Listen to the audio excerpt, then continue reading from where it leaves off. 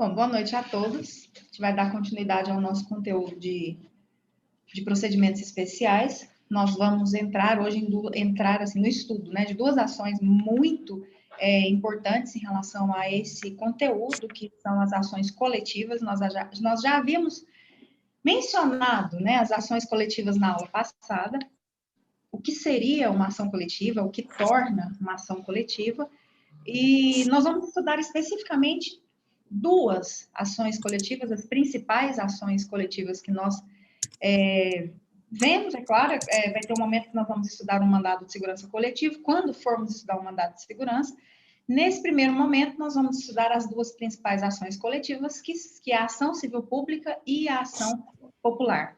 Duas ações que estão em duas leis especiais, duas leis diferentes.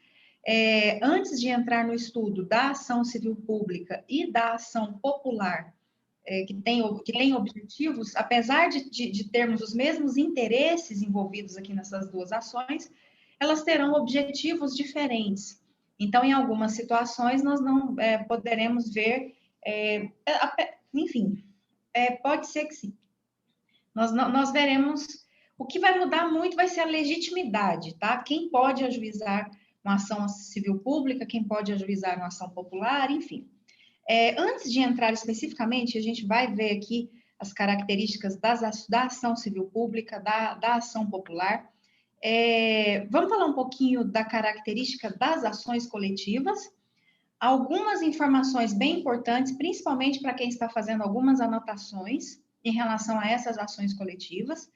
E aí a gente entra aí no estudo das leis de forma mais específica, de alguns exemplos para a gente poder compreender. Hoje nós vamos estudar a diferença entre interesses difusos, interesses coletivos e interesses individuais homogêneos, porque isso vai fazer uma grande diferença até no tipo de ação, no tipo de objeto que essa ação coletiva vai ter. Vocês vão compreender a lógica dessas ações coletivas. Vocês vão ver que são ações um pouco diferentes das ações que estamos habituados a ver, porque geralmente quando nós estudamos no processo civil, nós vemos exemplos de ações de defesa de interesses individuais, mesmo que várias pessoas estejam no polo ativo dessa ação, defendendo seus interesses, são interesses individuais, não são considerados interesses coletivos. Então, vamos lá, vamos compreender e fazer uma retomada de conteúdo aqui, até para a gente compreender mesmo o que é uma ação coletiva antes de entrar no estudo da ação civil pública e da ação popular. O que torna uma ação coletiva não vai ser o número de pessoas no polo ativo ou no polo passivo. Duas ou mais pessoas no polo ativo ou no polo passivo de uma ação, isso é litisconsórcio. O fato de termos duas ou mais pessoas no polo ativo de uma ação, nós sabemos que se chama litisconsórcio ativo. O fato de termos duas ou mais pessoas no polo passivo, um litisconsórcio passivo. O fato de termos duas ou mais pessoas, tanto no polo ativo como no polo passivo, nós temos um litisconsórcio misto. É claro que podemos ter ações coletivas com litisconsórcio, isso é perfeitamente possível. O Ministério Público ajuiza uma ação juntamente com o município, uma ação civil pública, ou com uma associação, porque aconteceu um dano ao meio ambiente, por exemplo. Nós temos aqui uma ação coletiva que tem o litisconsórcio ativo. Já que estamos falando em litisconsórcio, é importante mencionar que existe o litisconsórcio facultativo e o litisconsórcio obrigatório, necessário. O litisconsórcio facultativo é aquele em que as partes podem aí se reunir para ajuizar uma ação, ou nós podemos ajuizar uma ação contra várias pessoas ou contra uma pessoa, ou seja, a lei não nos obriga a processar todas as pessoas ou formar um grupo de pessoas para ajuizar uma ação. Isso é facultativo. Se acontece um dano, por exemplo, entre 3 pessoas, essas 3 pessoas, cada uma pode ajuizar uma ação isoladamente, como essas 3 pessoas, a depender do dano, pode ajuizar uma ação e os 3 estarem no polo ativo dessa ação, não tem problema. Uma situação que a gente vê aí muito interessante é quando você ajuiza uma ação contra devedores solidários, você pode ajuizar uma ação contra uma ação contra todos os devedores, porque existe uma solidariedade aí em relação a essa dívida. Isso é litisconsórcio facultativo. E a lei prevê situações, essas são as excepcionais. Entendam, acho que vocês vão se lembrar lá na teoria geral do processo, ou no processo civil 1, quando vocês estudaram litisconsórcio, que a regra não é a formação de litisconsórcio obrigatório. O litisconsórcio necessário vai ser a exceção. Então, dentro do processo civil, nós temos situações muito específicas em que o litisconsórcio vai ser obrigatório. Uma delas nós vamos ver na aula de hoje, que é o caso da ação popular. Na ação popular, a lei da ação popular exige que o autor da ação popular ajuize a ação contra todos os envolvidos no problema. Vou dar um exemplo para vocês. Suponhamos a venda de uma rua. Venda de uma rua. Ah, existe mais do que vocês imaginam. Então, vamos supor que foi vendida uma rua. Para a empresa, para alguma coisa. Foi feita uma alienação de uma rua. Rua, bem de uso comum do povo. Ok. Sem devido processo de desafetação, vocês já tiveram direito administrativo, sabem como funcionam esses procedimentos de alienação de bens públicos. E aí, suponhamos que um cidadão, qualquer um cidadão aqui, a gente vai falar um pouquinho disso na parte de ação popular, queira a declaração de nulidade desse ato do poder público que vendeu, alienou essa rua para qualquer pessoa. Enfim. O que a lei prevê? Suponhamos que essa alienação dessa rua, ela tenha passado por uma secretaria X e alguém assinou alguma coisa, ela tenha passado por uma procuradoria e alguém assinou alguma coisa, tenha passado pelo chefe do executivo, alguém assinou alguma coisa, tenha passado pelo legislativo, alguém assinou alguma coisa, enfim. Então, ele tem vários envolvidos. E quem adquiriu? Uma empresa, por exemplo. Qualquer cidadão pode ajuizar uma ação popular para invalidar esse ato, seja por anulação ou por declaração de nulidade. A lei prevê, a própria lei da ação popular prevê, que todos os envolvidos nesse fato devem ser citados na ação popular obrigatoriamente. Tá. Professora, eu não sei quem são os envolvidos, até agora eu só sei que foi alienado. Alguns pelo menos uma pessoa você vai saber. A lei, ela vai dar uma alternativa para isso. Lá nos pedidos, você pode escrever o seguinte: requer a citação de todos os envolvidos no fato acima narrado, os quais serão qualificados oportunamente. Essa dica, é uma dica até para fins de prova. A ação popular é uma ação que cai com muita frequência, principalmente no exame de ordem. Ah, mas é uma ação que só cai no direito administrativo? A ação popular, nós estamos estudando ela agora no processo civil. Hoje tem aula de processo penal e tem professor ensinando ação popular. Eu estava conversando com a professora aqui agora, minha aula hoje é de ação civil pública. Eu falei, a minha também, mas na área penal. Ação civil pública na área penal. E aí enfim, a questão na ação popular, especificamente, é um dos poucos exemplos que nós temos de litisconsórcio passivo necessário. Tanto que quando cai em exame de ordem, se eu não me engano, no último caiu, a ação popular que foi feita, é obrigatório constar nos pedidos, requer a citação dos réus que vão aparecer lá no caso, e requer a citação de todos os envolvidos no fato acima narrado, cuja qualificação será apresentada oportunamente, onde você mostra na petição que você tem ciência de que mesmo sem conhecer todos os envolvidos no fato naquele momento do ajuizamento da ação, você tem ciência de que é um litisconsórcio passivo necessário. Isso é só porque estamos falando de litisconsórcio e sabemos que o litisconsórcio necessário ele não é a regra no processo civil. Temos pouquíssimas situações em que há essa formação de litisconsórcio necessário, e hoje nós teremos nessa aula um exemplo muito claro de formação de litisconsórcio passivo necessário. Mas voltando ao estudo das ações coletivas, o que torna uma ação coletiva, como eu disse, não é a grande quantidade de pessoas no polo ativo ou no polo passivo dessa ação. O que vai tornar uma ação coletiva é o seu objeto. Então, a tutela feita naquela ação é uma coletividade de pessoas.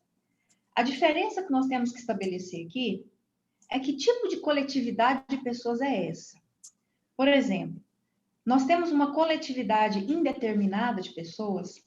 Nós temos uma coletividade determinada de pessoas?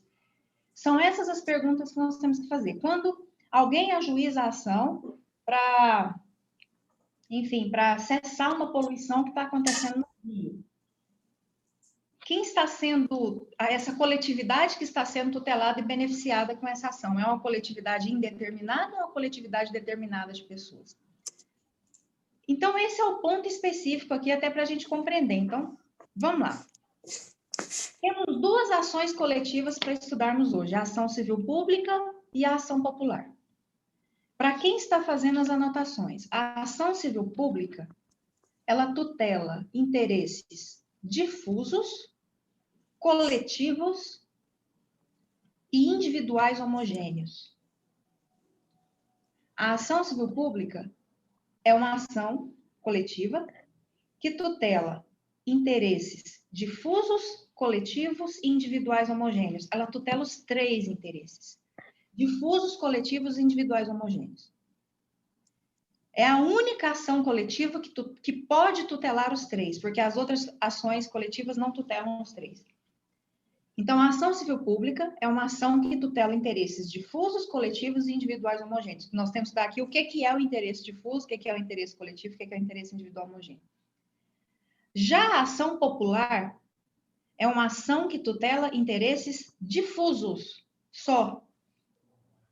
A ação popular, ela não serve para tutelar interesses coletivos e individuais homogêneos. A ação popular tutela apenas interesses difusos.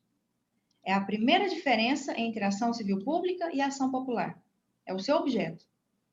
A ação civil pública é a única que tutela os três, os difusos... Princesa, sai daí. Sai daí. Difusos é a única ação coletiva que tutela interesses difusos, coletivos e individuais homogêneos. A ação popular só tutela interesse difuso. Primeira diferença, tá? Agora, eu acho que o ponto aqui, Marcelo não perde um, o ponto aqui é o quê? É a gente compreender o que é interesse difuso, o que é interesse coletivo, o que é interesse individual homogêneo. Esse é o ponto-chave para a gente compreender. Na hora que vocês compreenderem, para quem já sabe, é claro que, acho que no próximo semestre vocês terão direito do consumidor. No direito do consumidor, vocês também estudam isso. Mas vamos compreender aqui para estudar as ações coletivas. Vamos compartilhar uma tela do Word aqui, só para a gente poder fazer um negócio que vocês não confundirem. Existe uma grande confusão e faz sentido essa confusão. Vamos lá. Pessoal, nós estamos falando de direitos coletivos, certo? De interesses coletivos. Esses direitos coletivos é gênero. E existem 3 espécies de interesses coletivos. Os difusos. Agora vocês vão ver a confusão aqui. Por que dá essa confusão? Vou só marcar aqui.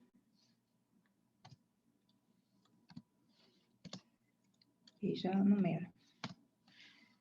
Os coletivos, olha aí a confusão. E os individuais homogêneos. A confusão começa aí. Por quê? Porque a espécie tem o mesmo nome do gênero. Então, eu falei aqui para vocês interesses difusos, coletivos e individuais homogêneos. Eu estava me referindo às 3 espécies. Ah, mas ela falou coletivo. Coletivo é diferente de difuso. Então, difuso não é coletivo? É essa confusão que gera. Esses interesses coletivos aqui como gênero é a mesma coisa que interesses transindividuais. Acho que vocês já devem ter lido em alguma doutrina essa palavra. Transindividuais são além do individual. Meta-individuais, também chamados de direitos coletivos. Só que existem 3 espécies de interesses coletivos, de direitos coletivos, que são os difusos, os coletivos e os individuais homogêneos.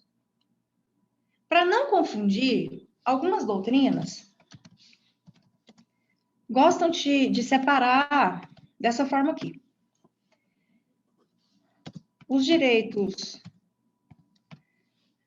coletivos como gênero, os direitos coletivos lato sensu seria o gênero, e os direitos coletivos estrito sensu seria a espécie, tá?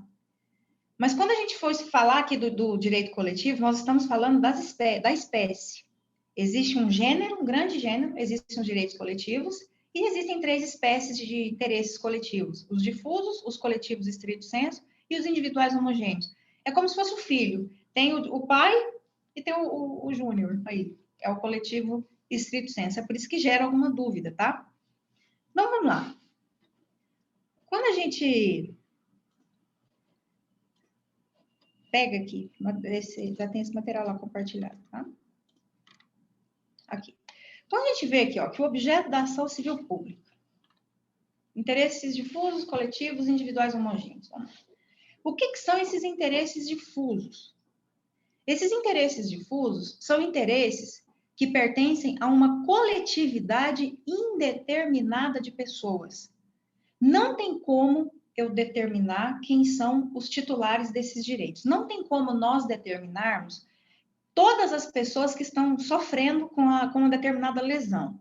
Então, por exemplo, na aula, eu não sei se eu mencionei com vocês na aula passada sobre o mau cheiro de Anápolis, uma poluição que tinha aqui em Anápolis. Aí a gente pergunta, né, um tipo de poluição.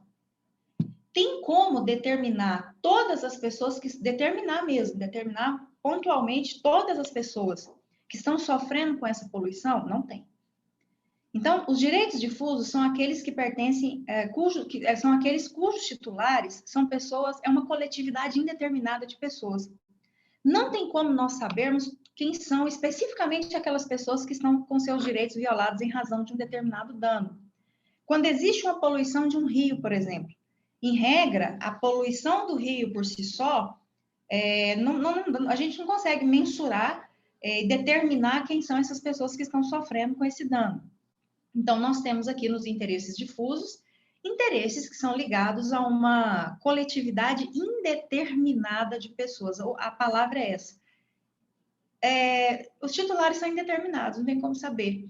O fato de não sabermos quem são essas pessoas que estão sofrendo com esse problema não nos impede de ajuizar uma determinada ação para tutelar os interesses dessa coletividade.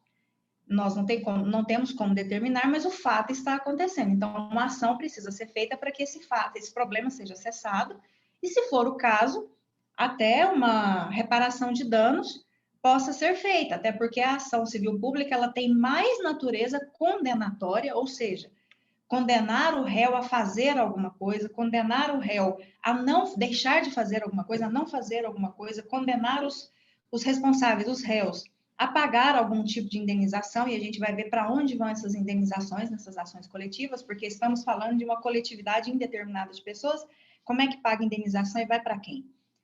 Então, aqui nós temos uma coletividade indeterminada de pessoas e não há nenhuma relação jurídica entre esses titulares desses direitos difusos.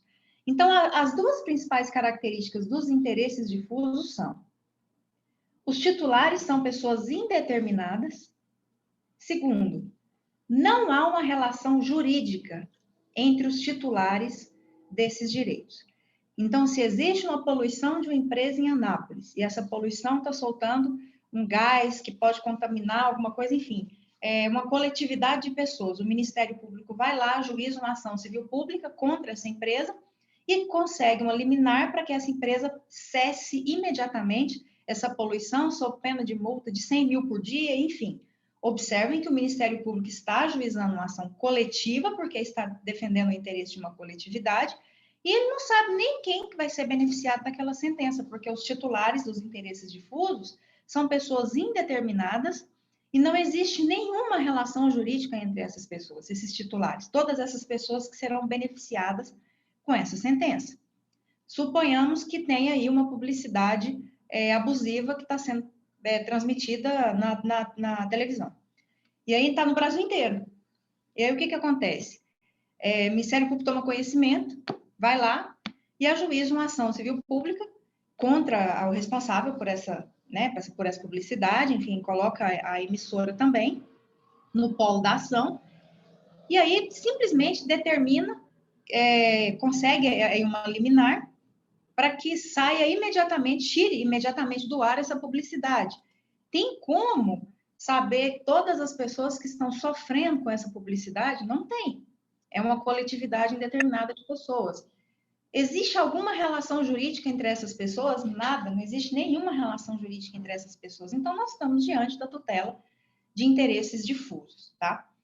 Agora vocês vão ver uma situação completamente inversa, que são os interesses coletivos, também chamados de interesses coletivos estrito sensu. Já nos coletivos, é uma situação totalmente inversa dos difusos.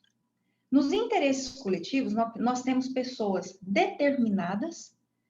Interesses coletivos, direitos coletivos são aqueles cujos titulares são pessoas determinadas.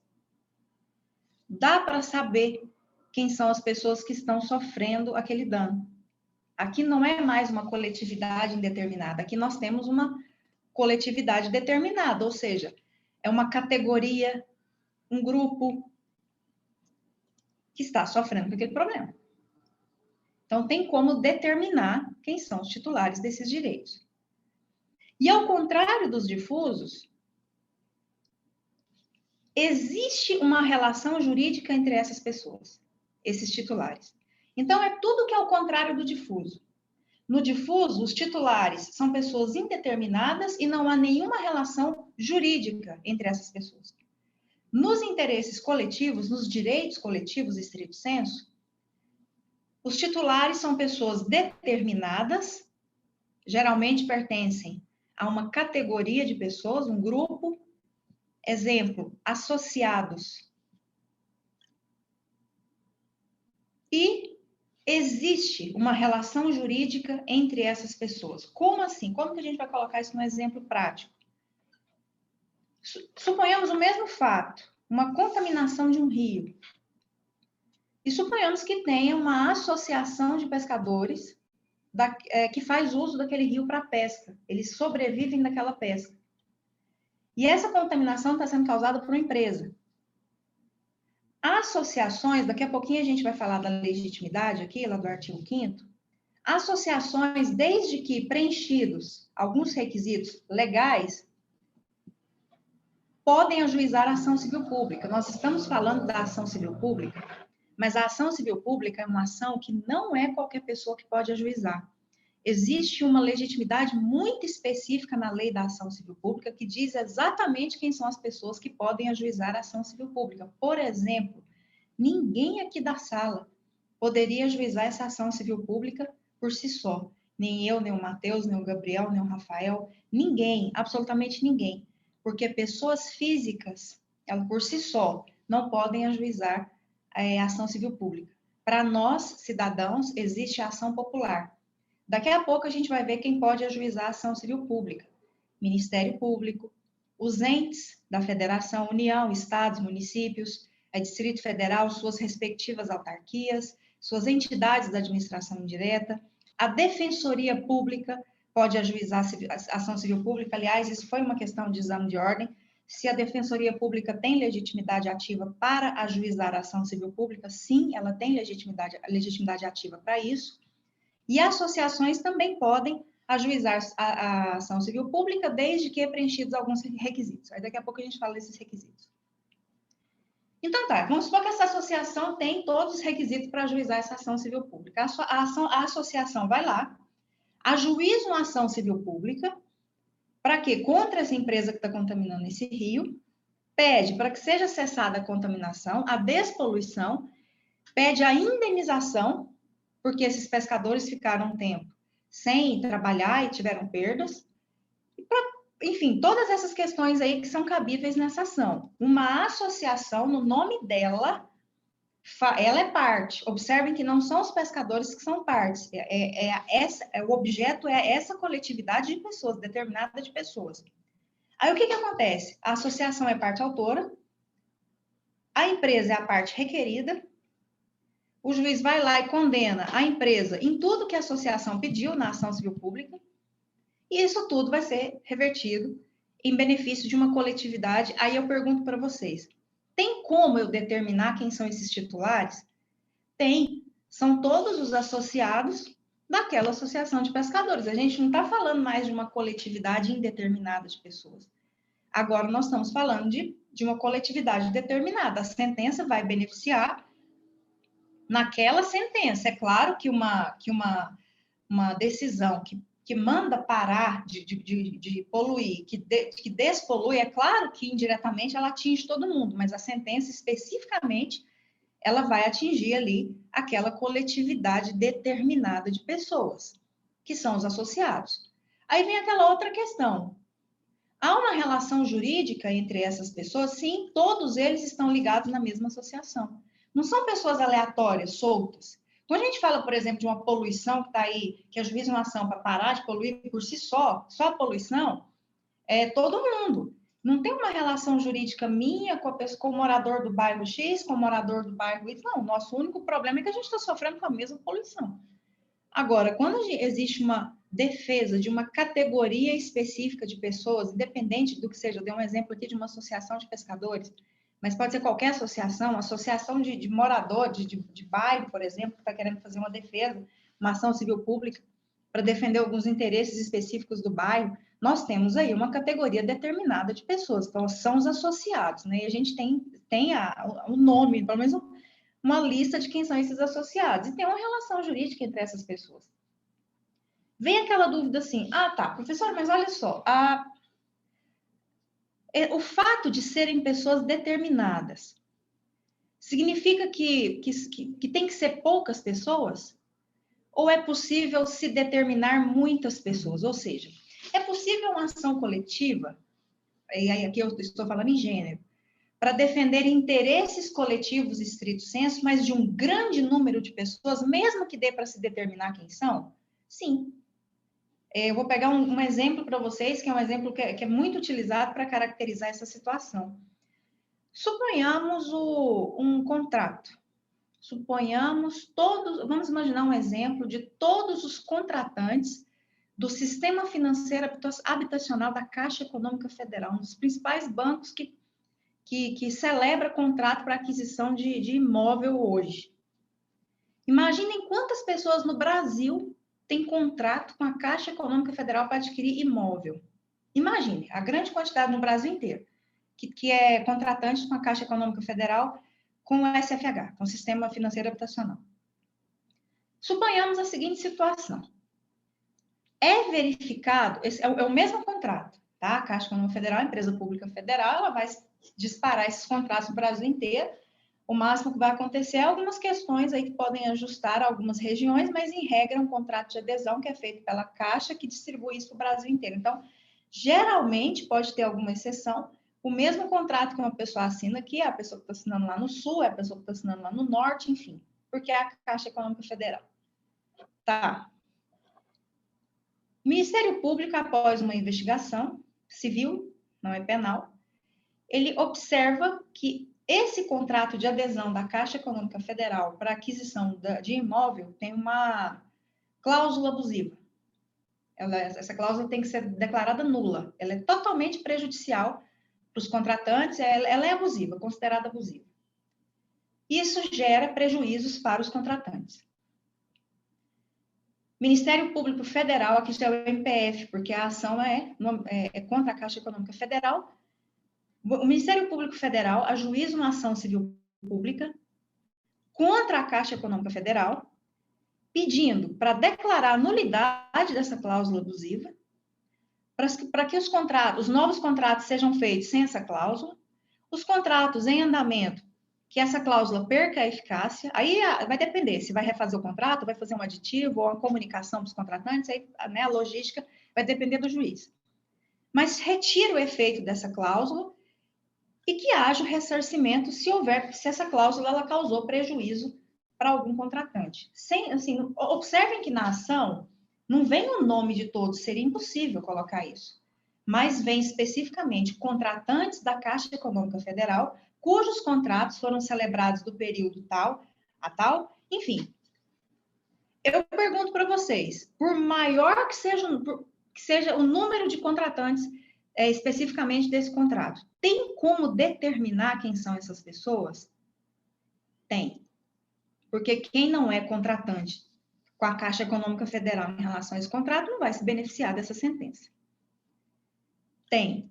Então, imaginemos aqui um universo de uma ação coletiva para beneficiar 30 pessoas, mas também imaginemos um universo de uma ação coletiva para beneficiar milhares de pessoas. A questão é possível se determinar quem são? Possível é. Trabalho dá, mas é possível. Essas pessoas foram beneficiadas com essa ação? Foram. Pessoas que às vezes nem tomaram conhecimento da existência dessa ação. Simplesmente a Caixa Econômica Federal entra em contato e fala assim, olha, nós vamos ter que refazer o contrato, então nós vamos eu só preciso fazer você vem aqui assinar um documento, fazer um aditivo no contrato, mas teve uma ação coletiva antes que o juiz mandou retirar a eficácia daquela cláusula. Então, observem que a primeira pergunta, é possível se determinar quem são os beneficiários? Sim, é uma coletividade determinada de pessoas. Pode ser um número grande? É, mas é uma sentença que beneficia uma coletividade determinada de pessoas. Segunda pergunta, existe uma relação jurídica entre essas pessoas? Sim, existe uma relação jurídica entre essas pessoas.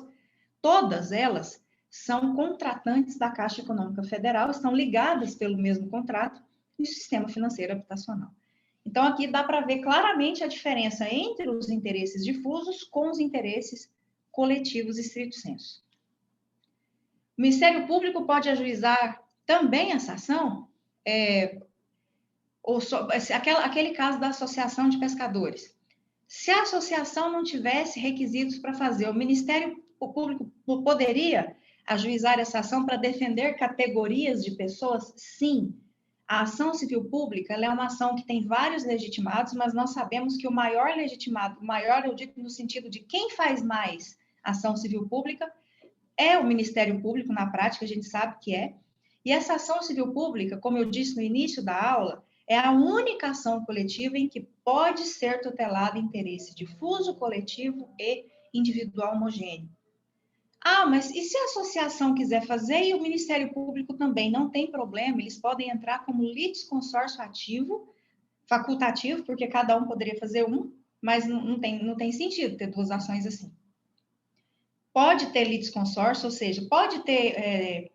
Se um dos legitimados quiser entrar junto com o Ministério Público, pode. Existe a possibilidade de formação de litisconsórcio nas ações coletivas, tá? Desde que seja legitimado. O que não pode Ministério Público vai fazer uma ação civil pública. Pessoas físicas podem entrar junto para ser litisconsórcio? Não, porque nós não temos legitimidade para ação coletiva, para ação civil pública. O que pode, gente, o litisconsórcio é permitido na ação civil pública? Desde que seja entre os legitimados. Município e Ministério Público, Estado e Ministério Público, União e Ministério Federal, associação e Ministério Público, associação e município. Isso pode, porque Defensoria Pública e Ministério Público pode. O que não pode é pessoas que não são legitimadas quererem entrar como autoras de uma ação civil pública. Isso aí não pode. Agora a gente vai analisar esse aqui, porque esse é o que gera mais polêmica, que são os individuais homogêneos. Porque, vamos pelo nome, esse é o mais complicadinho. Quando eu falei, acho que eu mencionei para vocês na aula passada, sobre pós-graduações em direitos coletivos. Existe um módulo só para esse aqui. Ó. Vamos tentar compreender, porque vejam bem, nós não estamos falando de interesses difusos, de direitos coletivos, transindividuais, nós estamos dando as ações coletivas, especificamente a ação civil pública e a ação popular. Como que o interesse individual pode ser coletivo? Eu falo que o que confunde são os nomes aqui. Sempre o que vai trazer confusão são os nomes. Já pensou, vocês às vezes nunca leram essa matéria, de repente se deparam com a seguinte questão. É espécie de direito coletivos individuais homogêneos. Olha aí, como é que parece um paradoxo. Como é que algo que é individual pode ser coletivo? Esse é o ponto. E é isso que gera um pouquinho de dúvida. Como que a gente estuda aqui os individuais homogêneos? Aqui não tem eu queria um quadrinho aqui para fazer um desenho para vocês. Estava ministrando uns 7, 8 anos atrás um módulo de individuais homogêneos. Deixa eu até parar de compartilhar. E aí eu virei uma hora, gente, um dia se eu cair aqui dessa cadeira, vocês não, isso não faz história. A única coisa que eu peço para vocês, isso aqui é minha filha, porque toda aula é isso. Ela joga videogame aqui, ela vai lá atrás e cai, mas vamos voltar aqui. Já pensou? Mas vamos lá. Eu estava ministrando aula uma vez e virei para o aluno e falei, virei para a turma, estava na pós-graduação. Quem faz a pós-graduação disso aqui, a gente tem uma noção, pelo menos o conceito, sabe? Aí eu cheguei na sala, a primeira pergunta que a gente faz é: gente, o que são interesses individuais homogêneos? Aí, muita gente tem essa resposta assim, professor, isso não é só nessa área, não. Professor, eu sei o que é, mas eu não sei explicar. Não sei se vocês já passaram por essa situação, aquela situação, a gente sabe o que é, mas a gente não sabe falar. Toda vez que isso acontecer, eu sei que vocês já passaram por isso. Isso é falta de leitura. Quando a gente sabe uma coisa e não consegue falar sobre aquela coisa, a gente precisa ler mais sobre aquilo, porque quando a gente tem leitura, a gente consegue falar sobre aquele determinado assunto. Esse não, eu sei o que é, eu entendo, eu só não consigo expressar. E aí, o que acontece? É normal, absolutamente normal, todo professor sabe que isso é absolutamente normal, o aluno saber e não conseguir se expressar. E o que acontece? Teve um menino que estava no fundo da sala, lá no fundão, ele levantou a mão e falou assim: professor, eu não sei falar, eu sei desenhar. Aí eu olhei assim e falei: essa é nova, porque geralmente a pessoa não sabe, mas não sabe falar. Aí ele falou que sabe, mas quer desenhar. Aí eu olhei e falei: bom, cada um se expressa como pode, né? Então, vem cá. Ele falou: posso desenhar aí no quadro? Eu, pode. Peguei o pincel e entreguei para ele. Saudade de entregar um pincel assim. Enfim. Aí o menino pegou o pincel. Ele foi no quadro sem brincadeira. Ele desenhou um pontinho bem aqui. E aí ele veio aqui e fez um monte de pontinho de cá. Mentalizem assim, um pontinho aqui e um monte de ponto do lado. Aí ele pegou uma seta e ligou esse ponto que estava sozinho e apontou e fez a seta para o bolo de ponto que estava de cá.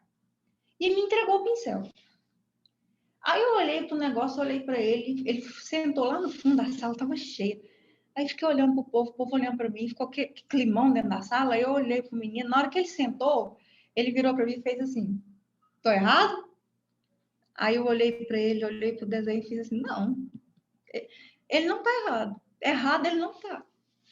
Errado não está.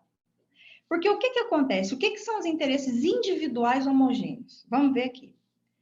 Os interesses individuais homogêneos são aqueles em que o interesse pertence ao individual, porque não tem como sair do individual aqui.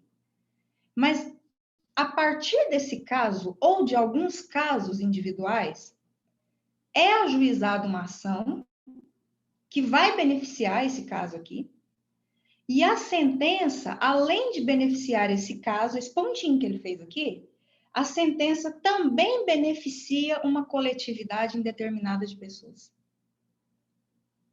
Ela beneficia uma coletividade aqui indeterminada de pessoas. Então, na verdade, são os efeitos da sentença. A ação parte de um caso específico, ou de vários casos mais específicos, é ajuizada uma ação, por quê? Porque, na verdade, esse problema faz parte de um problema muito maior, não é só essa pessoa que está com esse problema aqui, existem outras pessoas que também estão. Então, a sentença vai beneficiar esse caso, mas, ao mesmo tempo, vai beneficiar uma coletividade de pessoas. Por isso que ele fez vários pontinhos aqui. Esses pontinhos que ele fez é a coletividade.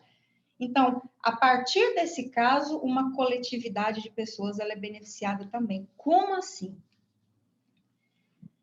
Um grande exemplo que a gente tem para os interesses individuais homogêneos é os aparelhos com os bens que têm defeitos em série. Não são os bens que têm defeitos, pessoas que estão com bens com defeitos individuais. Isso aí o Ministério Público não teria legitimidade para tutelar. E esse ponto até levanta uma discussão muito interessante, até que ponto o Ministério Público pode atuar na defesa de interesses individuais. Porque a legitimidade para a defesa de interesses individuais é interesses individuais homogêneos, porque também estão envolvidos numa coletividade, e interesses individuais indisponíveis, que são direitos envolvendo a saúde, a educação. Porque se você pega o interesse exclusivamente patrimonial, o Ministério Público não pode ajuizar uma ação para receber uma indenização para você, porque seu celular está com problema. Ele pode ajuizar uma ação para receber uma indenização e tirar do mercado de consumo uma série de celulares que estão explodindo no rosto das pessoas. Aí é defeito de série. A sentença, por exemplo, a Maria Beatriz, ela está com problema no telefone dela. Está esquentando, está ali. Uma coisa é um problema do aparelho dela. O Ministério Público não pode ajuizar uma ação para resolver o problema exclusivamente dela, patrimonial, para ela receber indenização. Até porque senão é um problema com a OAB terrível, porque a OAB fala que o Ministério Público está tirando o mercado, enfim. Agora, se for um interesse coletivo, sim, ela tem um aparelho que está esquentando, a Cássia está lá com o mesmo aparelho que está acontecendo isso, a Elisandra está com o mesmo aparelho, só que ele explodindo, está lá explodindo, o Rafael está começando a ter o mesmo problema. Observem que isso é um problema em série. Ah, mas como que vai saber isso? Por isso que existem procedimentos administrativos de investigação antes de se ajuizar uma ação civil pública. Se a Maria Beatriz procura o Ministério Público e narra o problema dela, ela vai ser atendida, vai gerar uma ficha de atendimento, e aí vai ter uma comunicação com os demais órgãos do Ministério Público, até de outros estados, para saber se isso está acontecendo em outro estado, como aconteceu naquela situação daquele aparelho que estava realmente explodindo no rosto das pessoas. Foi verificado que era um problema de série, um defeito de fabricação, era uma grande quantidade, e isso estava acontecendo no Brasil todo. Observem que a partir de um caso que aparece, vai lá, a juização, a sentença manda retirar do mercado de consumo o mais rápido possível todos os aparelhos que foram fabricados naquele período, a tal período, isso é retirado do mercado de consumo e já garante que todas as pessoas que sofreram algum dano podem requerer as suas respectivas indenizações. Então, a partir de um caso, a sentença beneficia uma coletividade indeterminada de pessoas. Isso aconteceu naquele caso da pílula de farinha, não sei se eu contei para vocês, da pílula anticoncepcional de farinha, que foi colocada no mercado de consumo há muitos anos aqui no Brasil, e muitas mulheres engravidaram nesse problema envolvendo a pílula de farinha. Elas começaram a comunicar entre si mesmo. Gente, mas como a gente tomava o remédio? Como? Enfim, até o próprio Ministério Público tomando conhecimento disso, porque acaba saindo na televisão, hoje com as redes sociais, naquela época não tinha rede social. Imagina hoje, se fosse um negócio desse hoje, uma pílula de farinha hoje, com rede social. Hoje acontece um problema, tudo vira meme no Brasil, até a desgraça vira meme aqui no Brasil, assim, todos os problemas, tragédias, desgraças, BBB, tudo misturado, fica tudo misturado. Tem hora que a gente pega as redes sociais, já não sabe o que é sério, o que não é sério, mais de tanto que vira meme. Imagina pílula de farinha hoje com essas redes sociais do jeito que estão. O que ia virar? Naquela época não tinha nada, não tinha aplicativo, tipo, mal, acho que era na época do tijolão, mal mensagem que você mandava, eu ligava ali. Enfim, basta uma mulher procurar o Ministério Público, mostrar que realmente tem situações acontecendo, que muitas mulheres engravidaram tomando essa pílula, foi o que aconteceu. O Ministério Público ajuizou uma ação a partir de um caso, conseguiu, né, a decisão para retirar do mercado de consumo todos os lotes de microvilar que foram fabricados, para tirar imediatamente, porque tinha um número grande de mulheres que tinham engravidado, tomando, e foi com a investigação, né, chegou-se à conclusão que tinha farinha na composição da pílula anticoncepcional, por isso que tinha acontecido aquilo. O Ministério Público foi lá e ajuizou uma ação. Então, a partir de um caso, a sentença beneficiou uma coletividade indeterminada de pessoas. Isso aqui que gera dúvida, porque a gente pensa assim, não, professor, mas é determinada, porque são as mulheres que tomaram remédio. Não, indeterminada também. Porque, veja bem, quando você retira do mercado de consumo, vamos pegar o exemplo do aparelho de celular, porque foi a ação civil pública. Tinha um determinado aparelho de celular que estava explodindo aí no rosto das pessoas. Aí teve uma ação civil pública para retirar do mercado de consumo e já trouxe a possibilidade dessas pessoas pedirem as suas respectivas indenizações, dependendo do tipo de dano que foi causado, enfim. A partir do momento que você retira isso do mercado de consumo, vamos supor que a Rutiel, naquele dia específico, ia sair para comprar um celular. E ela ia comprar exatamente aquele celular.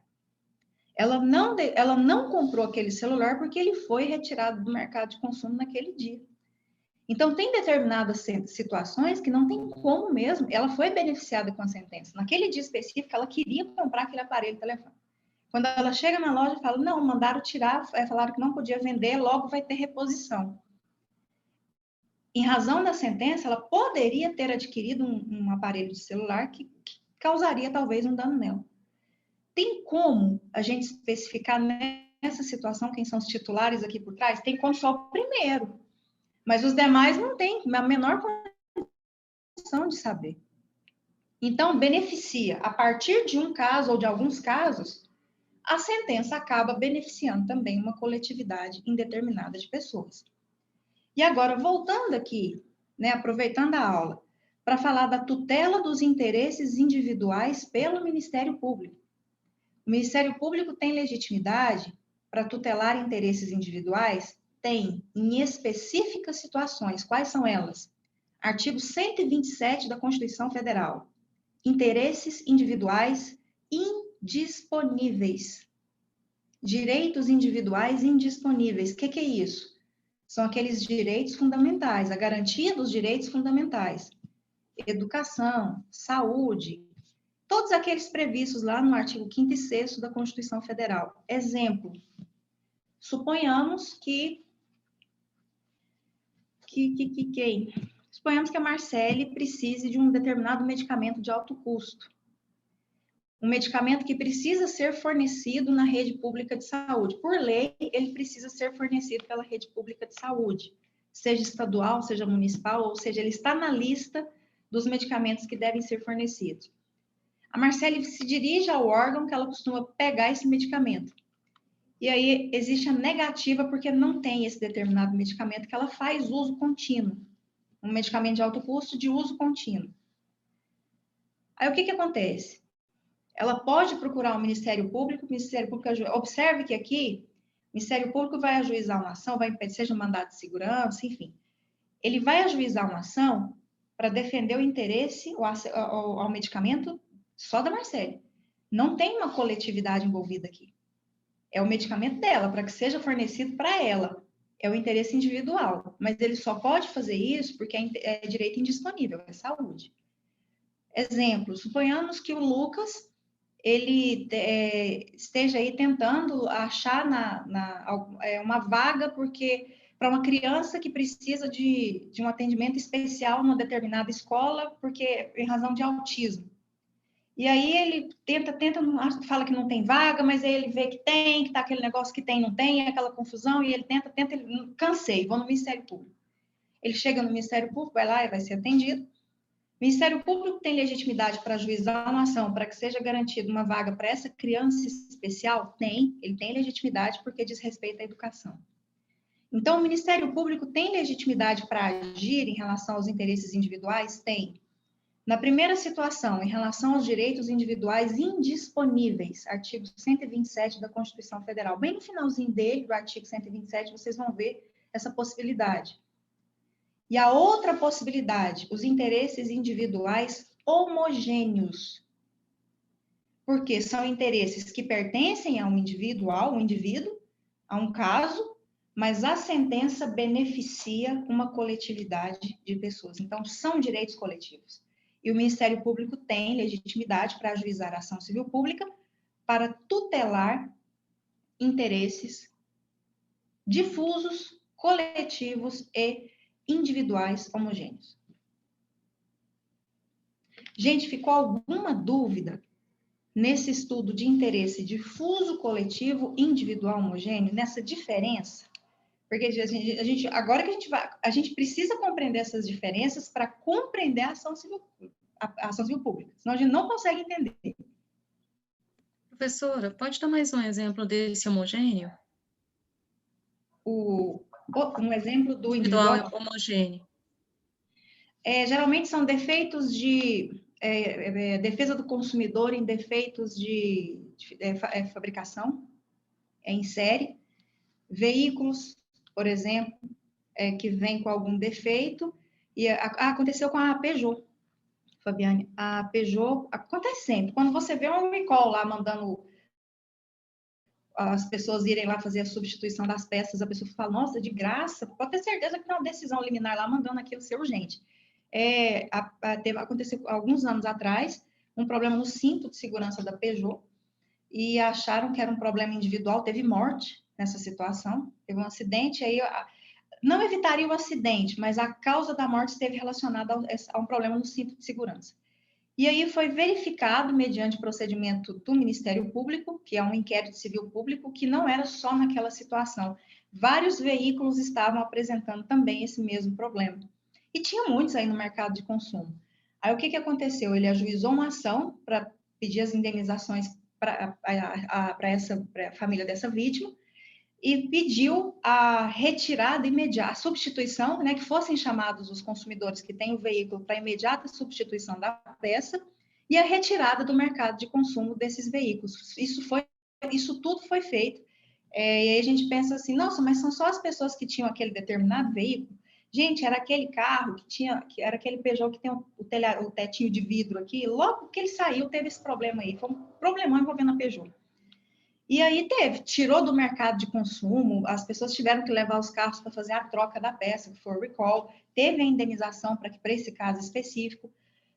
Vamos fazer melhor, vamos pegar um exemplo que tem os três. Vamos supor que você é promotora de justiça, você vai ajuizar uma ação civil pública em razão de um problema que está acontecendo. E nesse problema é possível que você peça a tutela dos três interesses?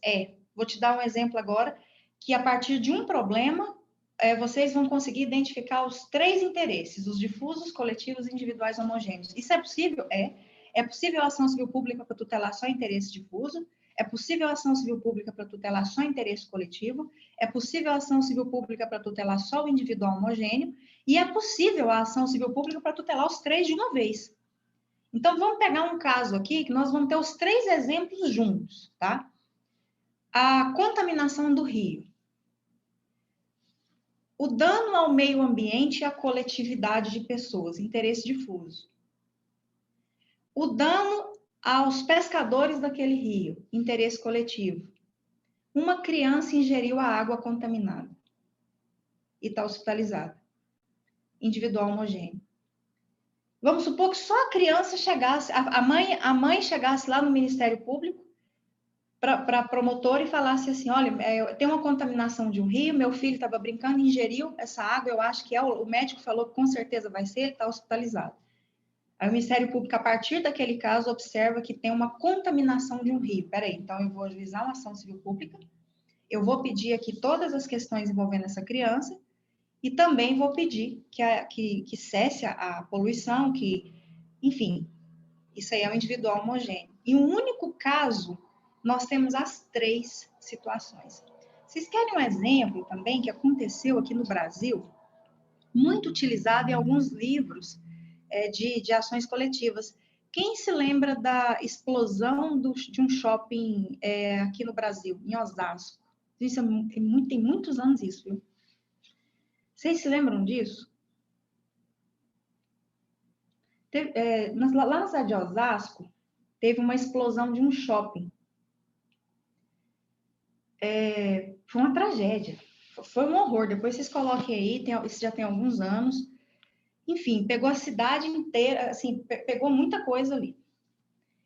E morreu muita gente, né? Vocês podem imaginar quantas pessoas morreram. Foi uma tragédia mesmo que aconteceu em Osasco. Depois coloquem aí, explosão do shopping em Osasco, vai aparecer aí para vocês.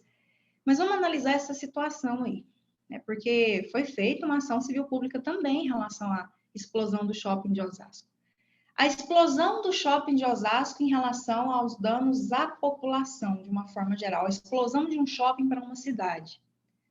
Isso aí por si só já é um dano, né? É interesse difuso já caracterizado de cara. A coletividade inteira sofreu com aquilo ali.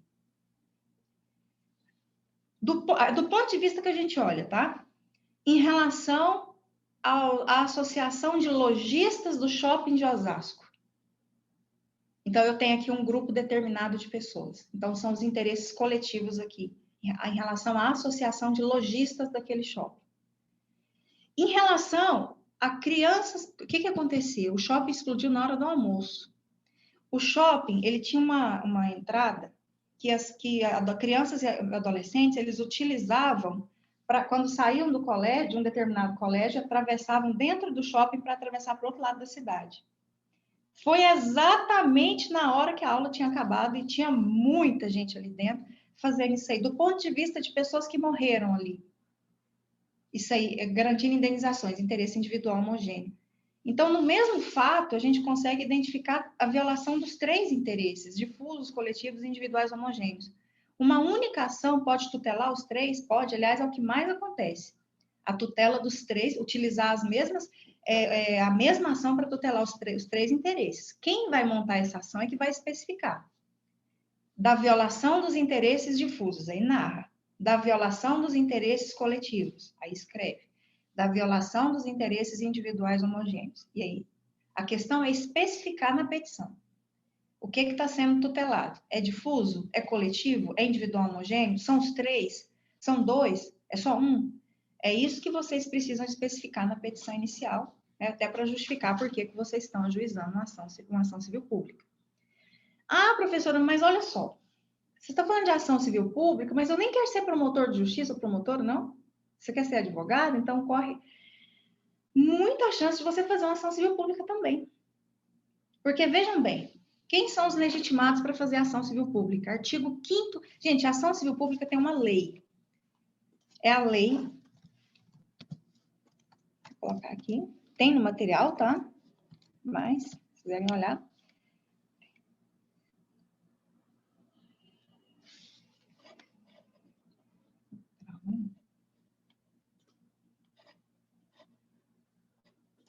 Aqui, ó. Existe uma lei específica da ação civil pública, que é a Lei 7347 de 85. Para quem está anotando aí, quem não tiver, tem no material essa lei, tá? O artigo 5º da 7347, o que ela prevê? Prevê o seguinte, que existem aqueles legitimados específicos da ação civil pública. O Ministério Público, ok, todo mundo já sabe, todos os exemplos que eu dei envolvem o Ministério Público. Temos União, Estados, Distrito Federal, municípios. Então, se vocês são procuradores do município, vocês podem fazer ação civil pública. Se vocês são procuradores do Estado, vocês podem fazer ação civil pública. Se vocês são advogados da União, vocês podem fazer ação civil pública. Quem mais pode fazer? Defensoria Pública pode fazer ação civil pública. Então, se vocês são defensores públicos, vocês podem fazer ação civil pública. Mas se são advogados particulares, vocês podem fazer ação civil pública? Pode. Associações têm legitimidade ativa para fazer ação civil pública. E quem defende os interesses de associação, geralmente, é um advogado particular, não é um advogado público. Tá, mas para uma associação fazer uma ação civil pública, tem algumas condições? Tem. A própria lei traz essas condições. Desde que ela esteja regularmente constituída há mais de um ano e que ela tenha no seu estatuto a previsão específica para poder fazer a defesa dos interesses da ação civil pública em juízo. Tem que estar escrito no estatuto. Isso, quanto a associação ajuiza a ação civil pública, é a primeira coisa que o juiz olha. Se ela está constituída há mais de um ano, e se o estatuto dela, porque é o documento que rege qualquer associação é o estatuto. Ele olha se está lá, das atribuições, da competência da associação, está lá expressamente escrito isso, que ela pode fazer a defesa em juízo de interesses coletivos, porque se não tiver, ela não vai poder ajuizar uma ação civil pública. Então, essas são as condições da lei 7347 de 85. A associação precisa estar constituída há mais de um ano e ter na sua previsão estatutária, no seu estatuto, essa possibilidade. E até já deixo aqui, porque assim, vocês poderão ser contratados para criar uma associação. É absolutamente normal, acontece muito, que uma pessoa possa chegar a pessoa chega em vocês um dia e fala assim, olha, eu gostaria de te contratar para você criar uma associação para mim, seja associação de moradores, seja um instituto, seja qualquer tipo de associação. E aí vocês vão criar a associação, vocês vão ter que saber pegar o Código Civil, ver o que precisa ali para registrar essa associação, né? Como é que faz? Tem um registro que é feito no cartório, uma ata, tem que criar um estatuto. Quem que vai criar esse estatuto? Vocês que vão criar esse estatuto, vocês que vão escrever o estatuto. A pessoa está contratando vocês para criar essa associação. Então, quando vocês forem fazer esse estatuto, não se esqueçam de colocar expressamente ali, dentro das atribuições da associação, da competência, essa possibilidade de fazer a tutela de interesses coletivos em juízo, porque você já garante essa possibilidade da associação, depois de um ano, poder ajuizar uma ação civil pública. Vai depender de vocês. Lá, se vocês não fizerem lá na frente, vocês vão querer fazer ação civil pública e o juiz fala, mas não está aqui a previsão estatutária para vocês fazerem essa ação, aí a gente só quer infartar, porque não colocou na previsão estatutária. Então, tem que dar uma lida aí no Código Civil, conhecer o direito bem, para poder criar até estatuto de associação, a gente tem que conhecer bem e tem que ter essa previsão. Vou antecipar para vocês umas jurisprudências aí em relação a isso. Alguns juízes têm admitido ação civil pública de associação, mesmo que não tenha essa previsão específica no seu estatuto. Não são decisões vinculantes, não é decisão do Supremo, não é nada que vincula, é jurisprudência isolada, mas algumas associações têm conseguido fazer ação civil pública, porque existem precedentes autorizando, né, permitindo que essas associações façam ação civil pública, mesmo que não tenha previsão no seu estatuto. Isso já aconteceu e tem precedente para isso. Isso, assim, só antecipando para vocês o que tem aí na jurisprudência em relação a essa legitimidade das associações na ação civil pública, tá? Então, vistos os legitimados, aí vem aquela pergunta, professor, contra quem a gente ajuiza uma ação civil pública? Contra o causador do dano. Pode ser uma pessoa jurídica de direito público, pode ser pessoa jurídica de direito privado, pode ser pessoa física, qualquer pessoa. Então, vamos lá. O Ministério Público vai ajuizar uma ação civil pública, ele pode ajuizar contra o Estado, o Ministério Público pode ajuizar contra a União, o Ministério Público pode ajuizar contra o cidadão que está poluindo lá, a pessoa física, pode ajuizar contra a empresa, o município pode ajuizar ação civil pública, o Estado pode ajuizar ação civil pública, a União pode, defensores públicos podem ajuizar contra empresas, contra o poder público. Então, é uma via de mão dupla aqui, todo mundo pode um contra o outro, vai depender do tipo de dano que está sendo causado. Então, a ação civil pública, desde que seja respeitados os legitimados do polo ativo, o polo passivo é o causador do dano, seja quem for. Pessoa jurídica de direito público, pessoa jurídica de direito privado, empresa, grande porte, pequeno, médio porte, pessoa física, independente, várias pessoas, a empresa e a pessoa física, duas empresas, poder público e empresa, todo mundo envolvido ali pode ser réu, parte passiva de uma ação civil pública, tá? Competência. Onde ajuiza uma ação civil pública? No local do dano. A competência para ajuizar a ação civil pública. Onde está acontecendo problema? No local do dano. Ah, mas vamos supor que o dano pega duas cidades. Onde houver a maior extensão do dano. Essa questão do local, ela não é tão né, rígida em termos de ação civil pública. Porque o local do dano é muito simples. O problema aqui, vamos pegar um exemplo interessante, a tragédia em Mariana, lá da barragem do Fundão. Na verdade, Mariana não sofreu, sofreu óbvio, mas não sofreu tanto como os demais municípios, porque ela estava um pouco acima da barragem, houve o rompimento dessa barragem, a cidade de Bento ficou 90% destruída, a tragédia de Mariana pegou uma extensão de 650 quilômetros. Então, nós estamos falando de 2 estados, porque chegou no oceano. Pegou Minas e o Espírito Santo até chegar no oceano. Imaginem quantas ações civis públicas foram ajuizadas na tragédia de Mariana. Tentem imaginar na cabeça de vocês. Esse é o grande problema também. Esse grande número de ações coletivas, uma hora, dá choque. Por quê? Porque você vê pedidos repetidos em várias. Então, vamos pegar um desmembramento da tragédia de Mariana. A contaminação da água de Governador Valadares. O Ministério Público ajuizou uma ação civil pública especificamente para que as empresas causadoras lá envolvidas no problema fornecessem água potável para os moradores da cidade na verdade, lá em Governador Valadares. E foi feita uma ação civil pública lá. Ah, é possível Ministério Público Estadual e Ministério Público Federal, em litisconsórcio, fazer ação civil pública? Demais, foi o que mais teve na tragédia de Mariana. Foram ações civis públicas feitas tanto pelo Ministério Público Estadual e Federal juntos em relação àquela tragédia. Mais de 30 ações civis públicas naquela tragédia, né? Só um minutinho, tá, gente?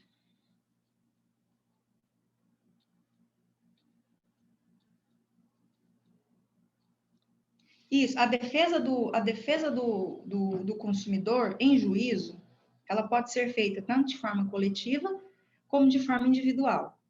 De forma coletiva, o Ministério Público tem legitimidade para fazer a atuação dentro de uma ação coletiva que se chama ação civil pública.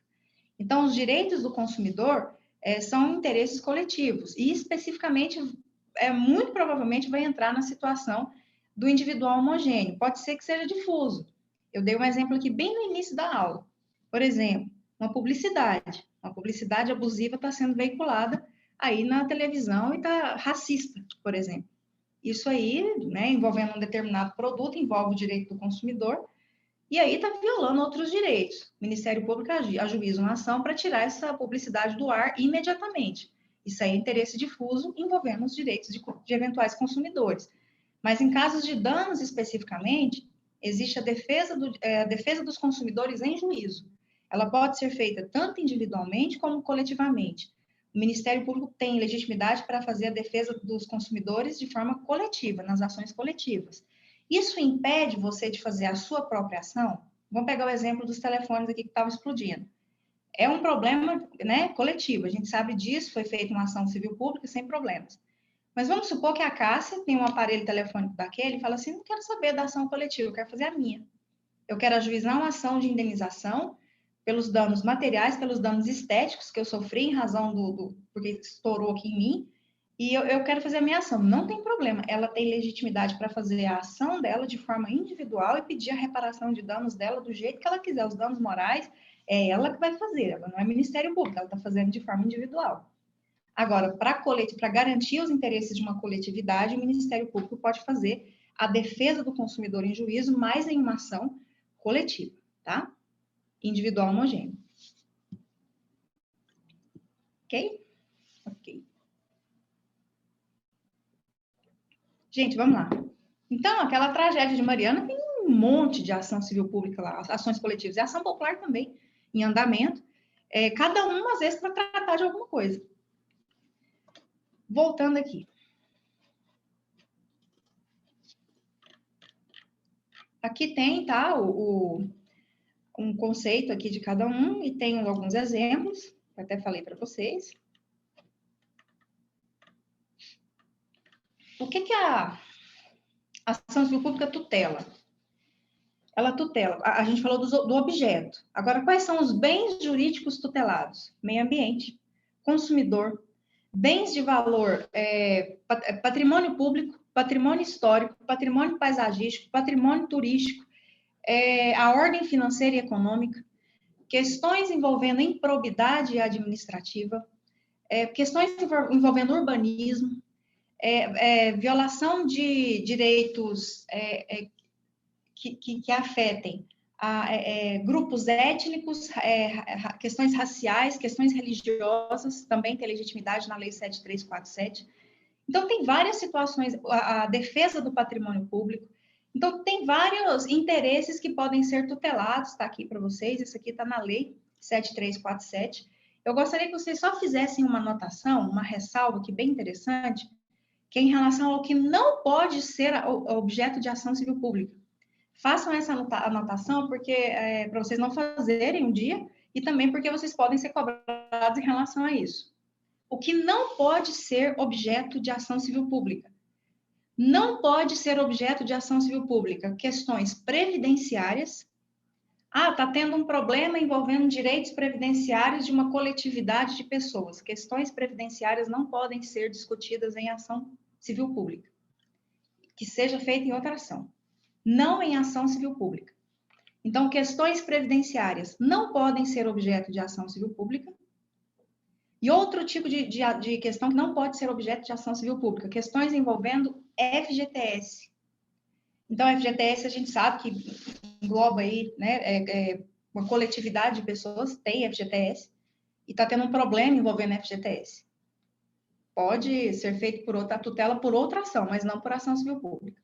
Então, a ação civil pública não pode ter como objeto questões previdenciárias e questões envolvendo fundo de garantia por tempo de serviço, FGTS. Esses dois objetos não podem, esses dois bens tutelados, eles não podem ser objeto de ação civil pública, tá? Tem vedação legal na Lei 7347 de 85. A ação civil pública, ela é uma ação condenatória.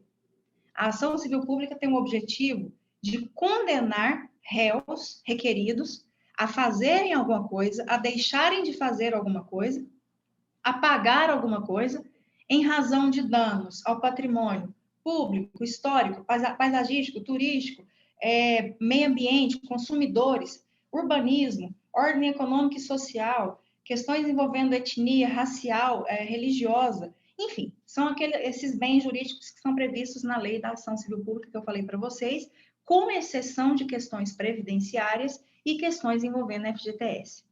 Pessoal, olha só, olha que interessante, aí vem a pergunta, por que nós estamos estudando ação civil pública aqui, nos procedimentos especiais? Primeira coisa que eu tenho para falar para vocês, a ação civil pública, ela não é de procedimento especial, ela é de procedimento comum. Por que ela é de procedimento comum? É uma das raras exceções que a lei prevê que ela é de procedimento comum. Vem escrito lá na lei da ação civil pública, esta ação é de procedimento comum. Por que a gente está estudando na aula de procedimentos especiais? Porque tem ações que, mesmo sendo de procedimento comum, ela tem regras especiais, previstas em leis especiais. Por isso que nós estamos estudando a ação civil pública nesse semestre, por isso que faz parte do conteúdo do 9º período.